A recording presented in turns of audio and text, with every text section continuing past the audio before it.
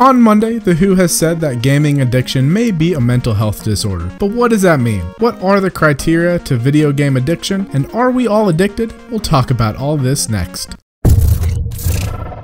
Before we get into this video, I just want to say that if you or a loved one is suffering from any form of addiction, disorder, or depression, please make sure to seek help and assist them in seeking help as well. There are all kinds of resources out there to help, and there's no reason to continue suffering. There will be resources in the description down below. While we go over this, tell me what you think of this decision by The Who, and why or why not you may agree with them. I'd love to hear from you. As you are probably aware if you clicked on this video, gaming addiction has been added as a mental health disorder by The Who. No, not them. The one with the doctors. Well, we're getting closer. The one that goes around to other villages making people happier. No. Let's try the World Health Organization. Founded in 1948, The Who, according to their website, brought together the world's top health experts to produce internal reference materials to make recommendations to bring better health to people throughout the world. This includes giving baseline standards for diseases and addictions so that they're consistent across the globe. While they do more than this, that's really all you need to know about them for today's topic, which is adding video game addiction to the 11th edition of the International Classification of Diseases. So what does it mean now that it shows up on this manual? Well, simply put, this means you can go to a doctor, and like every other type of substance abuse, they can officially diagnose you with being addicted to gaming, and you can get professional help to stop gaming. There is a pushback on this since the criteria we're about to go over are very broad and generic. It is also important to note that while we go over this, that while I may think that it's silly to classify gaming as an addiction. I mean, they are designed to be addicting and to keep you playing. There can be severe consequences to any addiction. It's also important to note that even The Who has said that this would be very rare diagnosis, and even the most intense gamers would not qualify for the gaming addiction. With that said, I want everyone to keep this next story in mind while we go over the rest of this, just to kind of drive home why it's important, and will hopefully keep the idea in perspective. In 2006, a mother let her 3.5-year-old daughter die from malnutrition and dehydration. Rebecca Christie, and yes, I'm using her real name, played World of Warcraft from noon to 3 a.m. daily. Her daughter was found limp and unconscious and couldn't be saved and had been eating cat food and only weighed 23 pounds. In comparison to how light that is for a 3.5-year-old, my current 3.5-year-old weighs about 40 pounds, might be closer to 50 now, it's been a while, and my 1-year-old weighs about 20 pounds. This is just one of many cases you'll find from around the world if you do a Google search on the subject. So there are 3 criteria that really need to be met in order to be diagnosed with video game addiction. And again, this will be rare that these 3 are met for most players. And we'll go over each one in a little bit more detail to help you feel more at ease, since again they are a little broad and generic. The criteria are also broken down into 3 categories as well. There's predominantly online, predominantly offline, and unspecified. If you're in the ICD-11, you'll find it in 6C51. I'm just going to read off the entire description since it's just a paragraph. Gaming disorder is characterized by a pattern of persistent and reoccurrent gaming behavior, digital gaming or video gaming, which may be online, i.e. over the internet, or offline,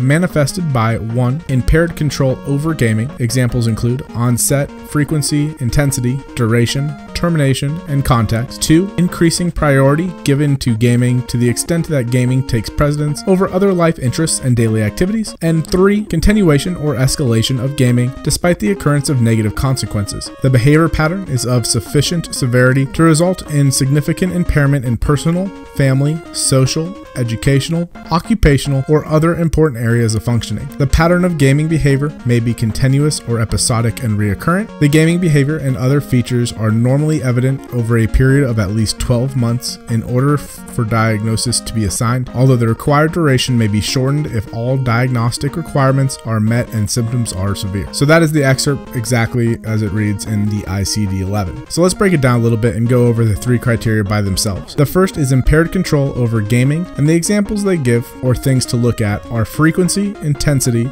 duration, termination, and context. While I'm not sure what they mean by context and termination, the definitions I could find are kind of vague themselves. The rest are pretty straightforward. Duration is how long you spend gaming. Frequency is the number of times per week or day. Intensity is how focused you are and how many breaks you take. So less breaks equals more intense, and if you break every 30 minutes, that's obviously less intense. And if we look at the example earlier, the lady that played 15 hours a day every day, which is well over 50% of a day gaming, and when the FBI inspected her computer, they could could see that she barely took any breaks, which is a very intense gaming session. The majority of gamers will be disqualified by this criteria alone. Most people only play an hour or two a few times a week, or if you're young, maybe you play every night, which would still not qualify you. So mom, if you're still watching this, I do not qualify, please stop bringing it up. The second criteria is increasing priority given to gaming. This is again pretty straightforward. You put gaming above everything else. This is your classic addiction criteria, and one you see all the time related to substance abuse. You may have trouble holding down a job because you stopped going since you were playing games, you ended a relationship for more time to play, or you stopped hanging out with your friends to play games. Now this is where a lot of people may be like, wait a tick, I don't have many real life friends. Am I addicted to gaming? And the answer to that question can be tricky,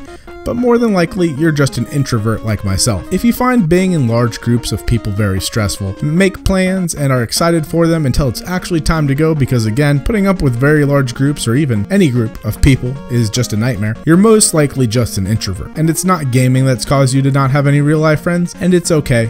I'm an introvert as well. The other option is you're just old. At a certain point, I stopped caring if I made friends with people. The people at work are work friends. The people I know from the army are army friends. And the people in my younger days are my Facebook friends. And I don't really get on Facebook anymore. When you hit a certain point, making friends is just not a priority. And keeping the ones that you've got can be super stressful on top of your real life. Again though, that seriously could just be the introvert in me talking. Where were we?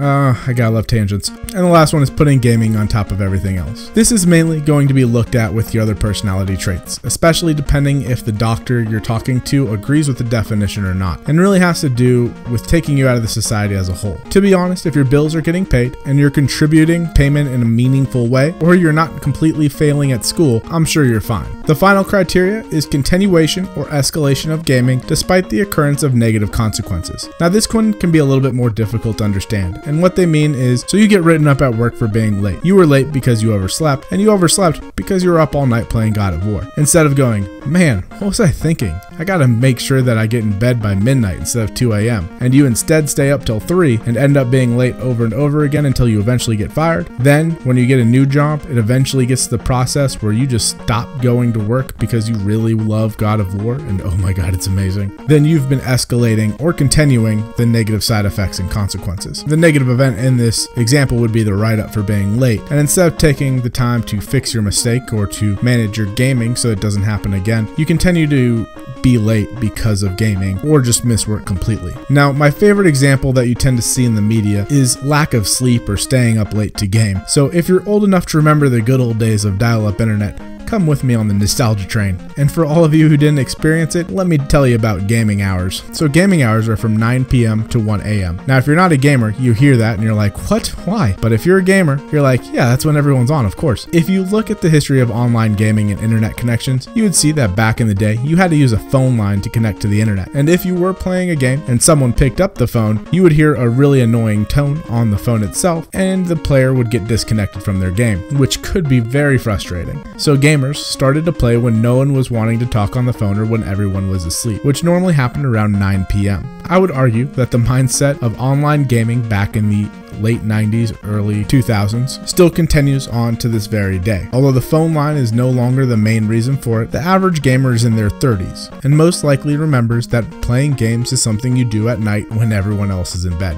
Now, if you feel like you met these 3 criteria, there's a few more things that you need to look at, and that's the time period. If you're a gamer who, when they buy games like God of War, I really like that game if you can't tell, and plays all 50 hours of it as quickly as possible, you may meet the criteria of addiction, but there's no way that you're going to meet that 12-month period if you just play one game like that. Since it only has 50 hours of game time, if you go for every trophy and side quest, you're not going to meet that 12 months. However, if you do this for every game you play and you buy 2 to 3 games a month, you may qualify under episodic and recurrent, which wouldn't necessarily have to meet the 12-month guideline, again, depending on the severity of the episodes. So in summary, the diagnosis of video game addiction is going to be very rare, at least officially. However, we may see in news reports or in the media when people commit crimes, violent or non-violent. If they have touched a video game, the news media is probably going to spin it that they may be addicted to gaming, and that's what brought them to the point of committing a crime. Now, the reason I say that is because, again, we're back having a debate that was had